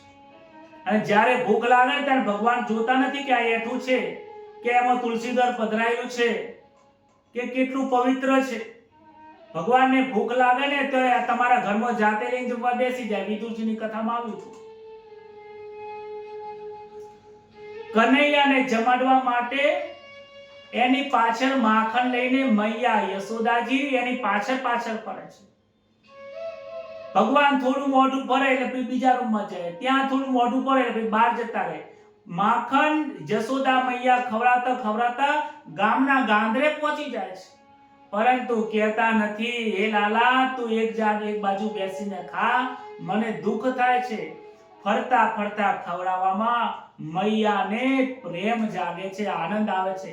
મારા બાળકને રમવામાં જમાડું એટલે પેટ ભરીને જમી લે. આ ભાવ છે. નાનું બાળક જમતું હોય અને ખૂબ ખાય પછી માં ના પાડ્યો હવે વધારે ખાતો નહીં, એમાં પ્રેમ રહેલો છે. શું પ્રેમ રહે છે કે જો વધારે ખાશે તો પેટમાં પચશે નહીં. અને એ જ બાળક જ્યારે 20 વર્ષનો 25 વર્ષનો થઈ જાય, નોકરીથી આવે, બાળક 4 રોટલી ખાય તોય માં કે ના હજી 2 રોટલી ખા, હજી એ દાળ લે, હજી એ શાક લે. કેમ? કે મારા બાળકમાં અશક્તિ ના આવે, બહુ મહેનત કરે છે. એ જ માં છે, એ જ પુત્ર છે. સમય પ્રમાણે વ્યવહાર બદલાઈ જાય છે. સેવામાં સેવ્ય આવી જાય એટલે મન પરોવી રાખવું. પોતાના શરીર ઉપર જેવો પ્રેમ રાખીએ છીએ એવો પ્રેમ પરમાત્મામાં રાખો. નામદેવજી 3 વર્ષના હતા. ઘરમાં વિઠ્ઠલનાથની પૂજા હતી. બહુ સમજવા જેવું છે. આજ નામદેવ જેમને ભગવાનની જોડે વાતો કરતા હતા અને જે શિવલિંગ ઉપર પગ મૂકતા હતા અને એ મહારાજ જોડે એમને જેને જ્ઞાન પ્રાપ્ત કર્યું, એમના બાળપણની કથા છે. 3 વર્ષની ઉંમર હતી. ઘરમાં વિઠ્ઠલનાથજીને ભગવાનની પૂજા હતી. પિતાજીને એક દિવસ બહાર જવાનું થયું. પિતાજી નામદેવને કામ સોંપ્યું છે. ઘરમાં કોઈ હતું નહીં, બધાને જવાનું હતું. નામદેવજીને ઘરે કહ્યું છે કે બેટા તું ઘરે રહેજે, હું આવતીકાલે આવી જઈશ, પરંતુ તું ભગવાનની આ પૂજાનું કાર્ય તું ખાસ કરજે. પૂજા કર્યા વગર રહેતો નહીં. આપણે આપણા બાળકને પૂજા કરતા શીખવા. આપણે જતા રહીએ ને એટલે ઘરના લોકો કોઈ પૂજા ના કરે. બાળકને પૂજા કરતા શીખવાડો, જોડે બેસો, પૂજા કેવી રીતે કરે. નામદેવજી પૂછે છે કે બાપુજી દરરોજ પૂજા સેવા તમે કરો છો, આજે મને શીખવાડો પૂજા કેવી રીતે કરવાની, જેથી મને આવતીકાલે ખબર પડે. પિતાજી પૂજા કરે છે, બાજુમાં નામદેવજી બેઠા છે અને સમજાવતા પૂજાની વિધિ સમજાવે છે કે બેટા સવારમાં 4 વાગે જાગી જજે.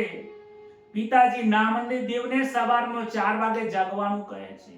સ્નાન કરજે, પવિત્ર થજે, ગાયત્રી મંત્રનો જાપ કરજે. ત્યારબાદ ભગવાનના મંદિર ખોલે ને અને પહેલા કીર્તન કરજે. ભગવાનને પ્રાર્થના કરજે કે હે પ્રભુ, હે મહારાજ, હે વિઠ્ઠલનાથ, હવે જાગો. સાધારણ સેવક જેમ માલિકને સાવધાનીથી જગાડે, ભગવાનને તમે સાવધાનીથી સવારમાં જગાડો. તરત જ ઘંટના વગાડશો, ઘંટન ડન ડન ડન ડન, લોકો મંડી પડે છે. અરે ભગવાનની આ ઊંઘમાં નીંદમાં ખલેલ ન થાય તેનું ધ્યાન રાખો. કહે છે ઉત્તિષ્ઠ ગોવિંદ, ઉત્તિષ્ઠ ગરુડધ્વજ, ઉત્તિષ્ઠ કમલાંતય, તૈલોક્ય મંગલમ કુરુ. હે મંગલાકારી ભગવાન, તમે ઉભા થાઓ. હે ત્રિલોકના નાથ, હે ભગવાન ઉભા થાઓ. હે દ્વારિકાધીશ, હું તમને જગાડું છું. પારણામાંથી બોધન કરીને હવે તમે ઉઠો. ભગવાનને પ્રેમથી જગાડો. ભોગ જ્યારે તું ભગવાનને ઉઠાડે ને એની પહેલા તું ભગવાનની સામાનની તૈયારી કરી રાખજે. પૂજા કરતા કરતા ઊભો ના થતો કે આ વસ્તુ હું રહી ગઈ. બધી જ તૈયારી કર્યા પછી ભગવાનની પૂજા કરવા બેસજે. કારણ કે જો પૂજા કરતા કરતા ઊભો થઈશ તો ભગવાનનો અનાદર થઈ જશે. ખૂબ એમના પિતાજી પૂજા કરતા શીખવાડે છે. વૈષ્ણવના હૃદયમાં પ્રેમ જાગે એટલે લાલાજીને ભૂખ લાગે છે. મંગળામાં ભગવાનને માખણ મિશ્રીનો ભોગ ધરાવે છે. ભગવાનને જ્યારે તમે સવારે જગાડો ત્યારે પહેલા પ્રભુના ભગવાનના ચરણ દબાવો. ભગવાનને કહો, ભગવાન હું તમારા ચરણને સ્પર્શ કરું છું. ઊંઘમાંથી ઉઠ્યા હોય, આળસ હોય, ભગવાનને કહે છે કે થોડા સ્નાયુઓ સરખા થાય. ભગવાનના ચરણ દબાવે છે. ધીમે ધીમે ભગવાનને તું થાળમાં લેજે, ચરણ પખારજે, જોજે જોરથી ઘસતો નહીં, નહીતર ભગવાનને રૂવાટી થશે. ભગવાનને વાગે ને એનું ધ્યાન રાખજે. કોમળ હાથથી તું પૂજા કરજે. જોજે ભગવાનને દુઃખ ન થાય. એમના શ્રી અંગ કોમળ છે. ભગવાનને સ્નાન કરાઈ કોમળ સુંદર જે કોઈ કપડું હોય એ ભગવાનના રૂમાલથી એમને સાફ કરજે. જોજે ભગવાનની ઉપર કોઈ પાણી રહી ન જાય, નહીતર ભગવાનને ઠંડી લાગશે. ત્યારબાદ ભગવાનને શૃંગાર કરજે. શૃંગાર કરે ને એની પહેલા પૂછજે કે હે લાલા, હે પ્રભુ, તમને આજે હું શું પહેરાવું? આજે તમે કેવા કલરના કપડા પહેરશો? આજે મંગળવાર છે, લાલ કલરના કપડા છે. આજે ગુરુવાર છે, ગુરુવાર એટલે પીળો કલર, એટલે પીળા કલરના. મને પીળો ગમે છે, તમને શું ગમે છે? તમને આજે સફેદ કલરના કપડા ગમે છે? ચલો આજે હું સફેદ કલરના કપડા તમને પહેરાવું. ભગવાનને જેવા ગમે છે એવા વસ્ત્રો પહેરાવો. ભગવાનને કેટલા મોંઘા કપડા લાવો છો મહત્વના નથી. ભગવાનને તમે કેટલા ભાવથી કપડા પહેરાવો છો, ધેટ ઇઝ ઇમ્પોર્ટન્ટ. એ બહુ મહત્વનું છે. શૃંગાર જ્યારે તું ભગવાનનો કરે ને બેટા, ત્યારે આંખોથી આંખ દ્રષ્ટિથી ભગવાનને મિલાવજે. જ્યારે તારી દ્રષ્ટિ ભગવાનમાં રહેશે ને, તારું અંતર હરખાશે, તારું મન શુદ્ધ થશે.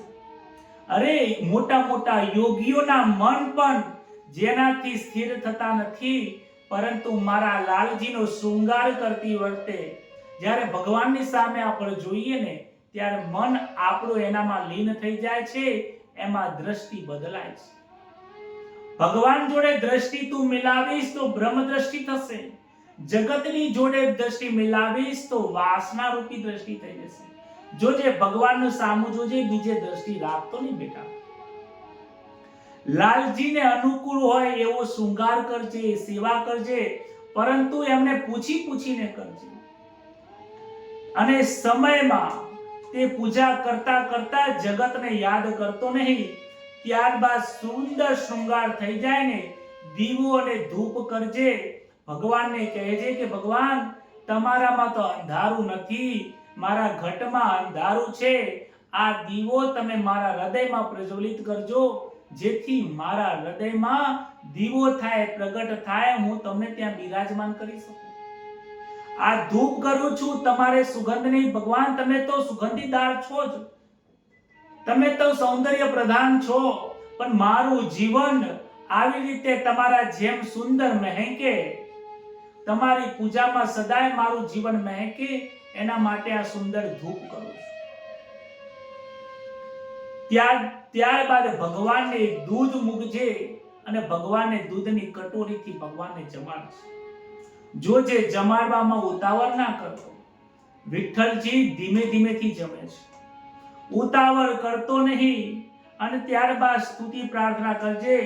ધ્યાન રાખજે ભગવાન ભૂખ્યા તો નથી રહ્યા. આ રીતે વંદન કરજે. અને જ્યારે પછી પ્રસાદ હોય, થોડો વધ્યો હોય, પ્રસાદ તું ગ્રહણ કરજે. નામદેવ નિર્દોષ બાળક હતા. પિતાજીએ એની જે વસ્તુ સમજાઈ એ વસ્તુને એ દિવસે જ એમના જીવનમાં ધારણ કરી લીધી છે. એ શબ્દ ભગવાનની પૂજાની રીત એમના હૃદયમાં સ્પર્શ થઈ ગઈ છે. બીજા દિવસે એમના પિતાજી નીકળી ગયા છે. સવારના 4 વાગે નામદેવજી ઉઠ્યા છે, સુંદર સ્નાન કર્યું છે, ગંગાનું સ્નાન કર્યું, ગંગા સરસ્વતી સર્વ નદીઓનું સ્નાન કર્યું. સુંદર એમને શણગાર, ધોતી, પીતાંબર પહેર્યા છે. મારા ભગવાનને પીળું પીતાંબર ગમે છે, હું પીળા પીતાંબર પહેરીને જ કપડાં પહેરું. ભગવાન જબ્બો નથી પહેરતા, હું પણ ઉપર વસ્ત્ર પહેરું, હું પણ આવો ખેસ જ ધારણ કરીશ. ભગવાન સીવેલા વસ્ત્ર નહીં પહેરતા, હું પણ નહીં પહેરીશ. મારો લાલો નહીં પહેરતો, હું શું કામ પહેરું? આવા ભાવથી મંદિરમાં જાય છે. એ પૂજા કર્યા પહેલાની જે રાત હોય છે, રાત્રે એને નીંદ નથી આવતી. કહે છે કે મારે વિઠ્ઠલનાથની પૂજા કરવાની છે. તુલસી, ફળ, ફૂલ, ગંગાજળ, દૂધ, ચોખા, દરેક પૂજાની સામગ્રી લઈને આજે ભગવાનની પાસે જાય છે. સુંદર મજાની ભગવાનનો શૃંગાર કર્યો છે, ભગવાનની પૂજા કરે છે. પૂજા વ્યવસ્થિત રીતે અને આનંદથી પૂજા કરીએ. આપણા હૃદયમાં પ્રેમ છે, મૂર્તિમાં એ જ પ્રેમ છે. એ જેમ આ જડ શરીરની અંદર ચેતન પ્રેમ સ્વરૂપ બેઠા છે, એવું મૂર્તિમાં પણ પ્રેમ સ્વરૂપ પરમાત્મા બિરાજમાન છે. જડને પણ પ્રેમ બનાવી દે છે. નામદેવજી દૂધ લઈને આવ્યા છે, ભગવાનને મૂકે છે. વિઠ્ઠલને કહે છે કે નાથ, આજે હું તમને જમાડું છું. તમને કોણ જમાડનાર છે? જે જગતને જમાડતા હોય એને પ્રભુ હું શું જમાડું? પણ ભગવાન, આજે તમારે મારે હાથે જમવું પડશે. ત્વદીયમ વસ્તુ ગોવિંદ તુભ્યમેવ સમર્પહે. વિઠ્ઠલનાથજીને દૂધ ધરાવે છે, વારંવાર વિનવે છે. નામદેવજી કહે છે, હવે જોઈ શું રહ્યા છો? આ આરોગો દૂધ પડ્યું છે. ભગવાન દૂધ પીતા નથી. ભગવાન તો એની સામે જોઈ રહ્યા છે, પીતા નથી. નામદેવજી કહે છે, મારી કોઈ ભૂલ થાય છે? પ્રભુ, મારી ભૂલ થઈ તો ક્ષમા કરો, પણ આ દૂધ આરોગો, આટલી બધી પૂજા કરી, તમે આયા, સેવા કરી, કપડા પહેર્યા, હવે આ તમે દૂધ કેમ નથી આરોગતા? હે ભગવાન, તમને આ દૂધ મોડું લાગે છે, મને માફ કરજો, હું આમાં સાકર નાખવું ભૂલી ગયો છું. પાછો બાજુમાં સાકર હતી, એમાં નાખી છે, ફરીથી હલાવે છે. હલાવીને કહે છે, આજે પ્રભુ મને માફ કરજો, આ દૂધ અને સાકર હવે તમને જમાડું છું, તમે ભોજન કરો. જમો, જમાડું તમને મારા ભાવથી, પ્રભુ આરોગો. ભગવાન આરોગતા નથી. ભગવાન તો મૂર્તિના જેમ સ્થિર એકદમ બેઠા છે. ભગવાનને કહે છે, પ્રભુ મારી ભૂલ થઈ ગઈ છે કે શું? ભગવાન, હું તમને રોજ બોલાવું છું, તમે આવતા નથી. પ્રભુ, કેમ આવતા નથી? મારું કોઈ પાપ છે? ભગવાન, તમે મારા પિતાજી ભોજન કરાવે છે, તમે ભોજન કરો છો, આજે હું ભોજન કરાવું છું, તમે કરતા નથી. આજે તમારે ભોજન કરવું પડશે, તમારે ભોજન કરવું પડશે. આજે એમની આંખોમાંથી આંસુ વહી જાય છે. નામદેવજીના આંખમાંથી આંસુ જાય છે. ભગવાન જોયા કરે છે, બોલતા નથી. હાથમાં કટોરો પકડ્યો છે, હાથમાં પકડે છે. ભગવાન, પકડો કટોરો, હાથમાં લો, પીવો. ભગવાન પીતા નથી. ભગવાન પીતા નથી, કારણ કે નામદેવની કાલી વાતોમાં આજે વિઠ્ઠલજી મશગુલ થઈ ગયા છે. કહે છે કે નાનું બાળક છે, મને કેટલો પ્રેમથી જમાડે છે. આવા પ્રેમથી મને મારી મૈયા જમાડે છે. આવા પ્રેમથી મને વિદુરજી જમાડતા હતા. ખરેખર આ 3 વર્ષનું બાળક મને કેવી રીતે જમાડે છે?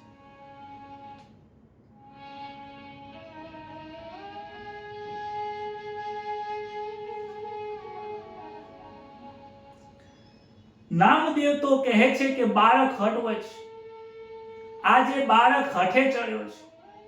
બાળક કહે છે કે પ્રભુ વિઠ્ઠલજી, તમે આજે દૂધ પીવો, નહીં તો આવતીકાલે મારા પિતાજી બોલશે. ખૂબ પ્રાર્થના કરે છે, ખૂબ આજીજી કરે છે. છેલ્લે કહે છે, પ્રભુ, જો તમે હવે દૂધ નહીં પીવો તો મારું મસ્તક આ તમારા ચરણમાં પછાડીને હું મરી જઈશ. હું મસ્તક પછાડીને લોહી કાઢીશ, ત્યારે તમે આવશો. આવો શબ્દ બોલે છે. પ્રભુના કાળજે વાગ્યો છે. મૂર્તિમાંથી ભગવાન હાથ લાંબો કરે છે. હાથ લાંબો કરે છે અને દૂધ હાથમાં લે છે, દૂધ પીવા લાગે છે બંને હાથથી. આજે ભગવાન વિઠ્ઠલજી બહાર મૂર્તિમાંથી બહાર આવ્યા છે અને દૂધ નામદેવજીનું પીવા લાગ્યા છે. ભગવાન જ્યારે દૂધ પીવે છે, નામદેવજીને આનંદ થાય છે કે પ્રભુ ખૂબ ખૂબ ધન્યવાદ તમે. પણ જેવો વાટકો વધારે પડતો ઉપર જાય છે ત્યારે ભગવાનનો હાથ પકડે છે. ઊભા રહો. પિતાજીએ કીધું તું કે થોડો પ્રસાદ બાકી રાખજો. હું ચરણામૃત કેવી રીતે લઈશ? મારા માટે તો થોડું બાકી રાખો. ભગવાન હસે છે. મારો લાલો કે મારો કે આ ભક્ત કેટલો કે કોમળ છે. ત્યારે ભગવાન નામદેવજીને પોતાના ખોરામાં બેસાડે છે, માથા પર હાથ ફેરવે છે અને દૂધ ભગવાન નામદેવજીને પાવે છે. આ પ્રેમની ભક્તિ છે, આ અર્ચન ભક્તિ છે. નવધા ભક્તિની અંદર આ અર્ચન ભક્તિ છે, પાદ સેવ્ય ભક્તિ છે. એવું ના સમજશો કે ઘરે બેઠા બેઠા પરમાત્માની ભાવથી પૂજા કરીએ ને એમાંય પરમાત્મા આવે છે. જ્યારે પ્રેમ પરિપક્વ થઈ જાય ને, યાદ રાખજો, ડોંગરજી મહારાજ કહે છે કે જ્યારે પ્રેમ પરિપક્વ થઈ જાય, ભક્તિમાં પ્રેમ પરિપક્વ થઈ જાય ને, ત્યારે પરમાત્માને જડમાં પણ ચેતન થઈને આવવું પડે છે. આ મૂર્તિમાં નારાયણ આજે પ્રગટ થયા છે અને બાળકને જોડે રહીને જમાડે છે. નામદેવજીને ખોરામાં લીધો અને દૂધ પાવે છે. આંખોમાંથી હર્ષના આંસુ નીકળે તો સમજવું કે તમારું જીવન સફળ થવાને આરે આવ્યું છે. પહેલા જ કહ્યું હતું, ભગવાનની પૂજા કરો, બહુ શાંત મનથી કરો. ભગવાનની પૂજા કરતા કરતા કોઈનો ફોન ઉપાડશો નહીં. ભગવાનનું સ્મરણ કરતા કરતા કોઈને, ડોંગરજી મહારાજ એમની ભાગવતમાં કહેતા હતા કે જ્યારે તમે પૂજા કરો ત્યારે કોઈને દ્રષ્ટિ પણ ના આપશો. કોઈ મહેમાન આવે તો હાથથી ઈશારો કરીને આમને આસન આપી દો, પરંતુ એમને દ્રષ્ટિ ના આપો, દ્રષ્ટિ ભગવાનને આપો. આજે પહેલાજી ભગવાનની પ્રાર્થના કરે છે, પ્રાર્થના કરવામાં મશગુલ થયા છે. પહેલાજી નરસિંહ ભગવાનની દ્રષ્ટિમાં દ્રષ્ટિ મલાવીને પ્રાર્થના કરે છે. નૃસિંહ ભગવાનને આનંદ થાય છે, કહે છે કે હે પ્રહલાદ, કાંઈક તું મારી પાસે માંગ. પ્રહલાદજી કહે, શું માંગુ? તમારી ભક્તિ, તમારો પ્રેમ, તમારા દર્શન થયા નથી, વિશેષ શું જોઈએ? ના કે આજ તો હું ખુશ છું, કાંઈક તો તારે માંગવું પડશે.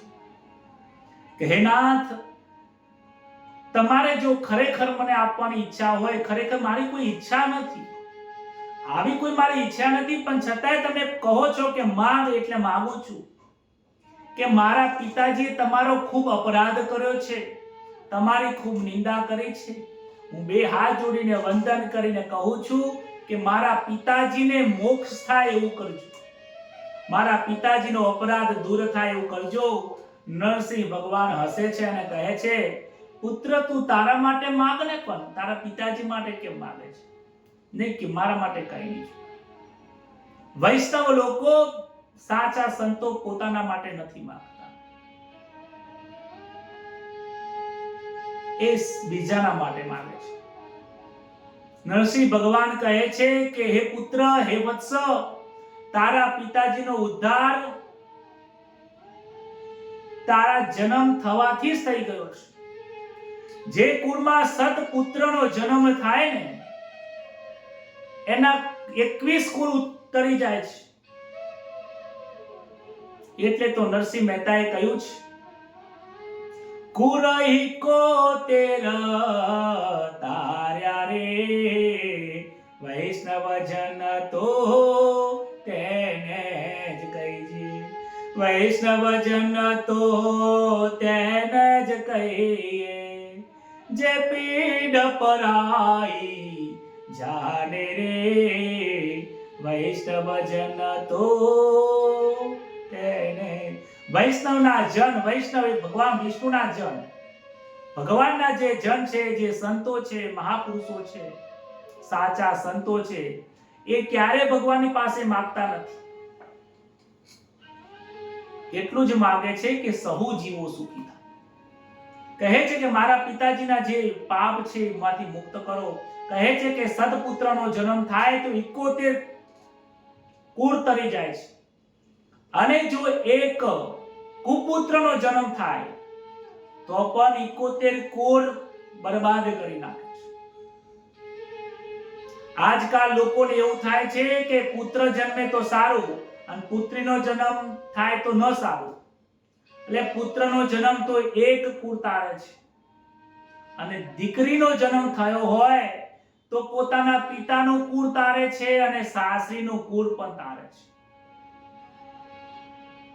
માટે પુત્ર અને પુત્રીમાં ભેદ ના જોશે. કહે છે કે તારા પિતાજીનો વધ નથી થયો, તારા પિતાજીનો મોક્ષ થયો છે. તારા પિતાજી મારા પાર્ષદો છે. પુત્ર જ્યારે પિતાની સંપત્તિ વાપરતો હોય ને, ત્યારે પિતાની સંપત્તિમાંથી સત્કર્મ કરવું પડે છે.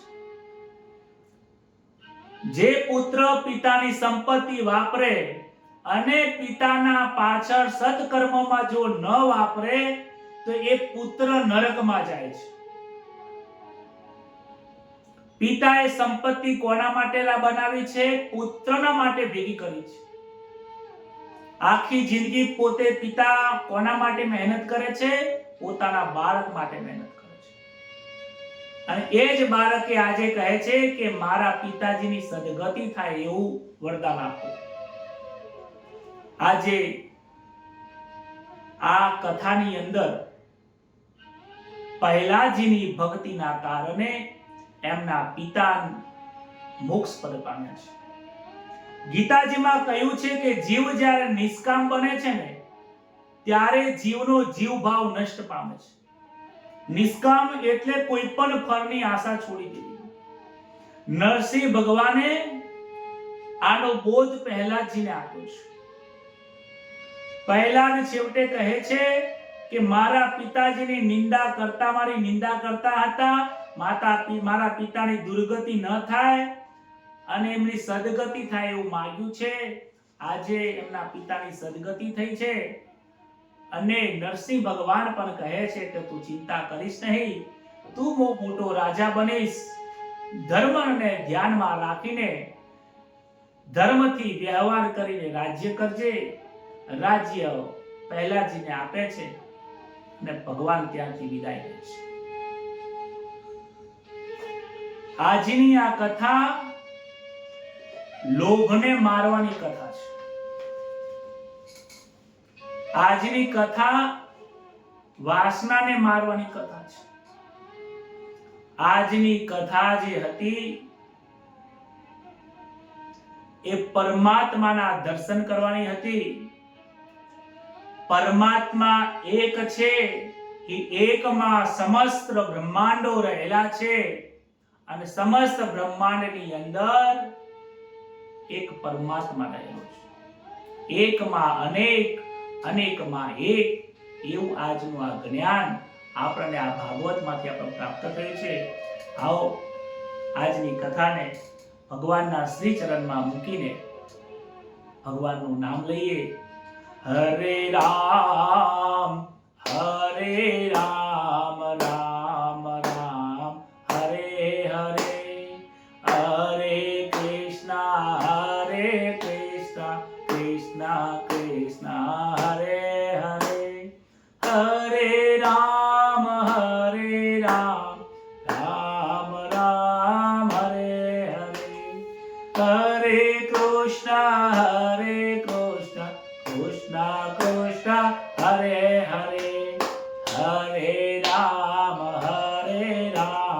રામ રામ હરે હરે. બોલો શ્રી કૃષ્ણ કનૈયા લાલ કી જય, દ્વારિકાધીશ કી જય. નમઃ પાર્વતી પતે, હર હર મહાદેવ. સૌને જય શ્રી કૃષ્ણ.